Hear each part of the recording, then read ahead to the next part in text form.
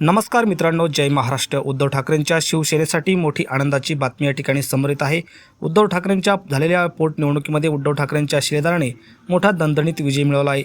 मित्रांनो, सविस्तर बातमी आपण जाणून घेणार आहोत। त्या अगोदर तुम्ही जर आपलं राजकीय वादळ यूट्यूब चॅनल सबस्क्राईब केलं नसेल तर चॅनलला नक्की सबस्क्राईब करा। राजकारणात पुन्हा एकदा मोठी घडामोड घडली असून पोटनिवडणुकीमध्ये उद्धव ठाकरे यांच्या शिवसेनेने दमदार कामगिरी करत विजय मिळवला आहे। या निवडणुकीत ठाकरेंच्या उमेदवारांनी प्रभावी विजय मिळवत सगळीकडेच शिवसैनिकांनी गुलाल उधळला आहे। त्यासोबतच ते दोन संचालक कोण निवडून आले ते आपण सविस्तर बघूया। या निकालामुळे भारतीय जनता पक्षाला मुंबईत मोठा धक्का बसलेला आहे।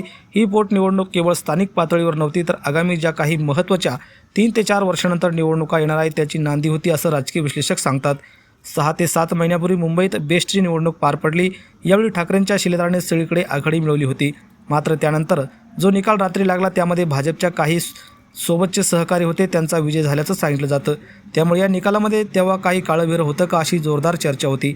मात्र बेस्टमध्ये भाजपचे आणि त्यांच्यासोबतचे शरदराव यांच्या संघटनेचे जे काही शिलेदार त्यावेळी निवडून आले होते, मात्र आज झालेल्या निवडणुकीमध्ये ठाकरेंचे शिलेदार हे दोन्ही निवडून आले आहे। त्यामुळे भाजपला मोठा धक्का मानला जातोय। या निवडणुकीत ठाकरेंच्या उमेदवारांनी सुरुवातीपासूनच आघाडी घेतली आणि शेवटपर्यंत ती कायम ठेवली।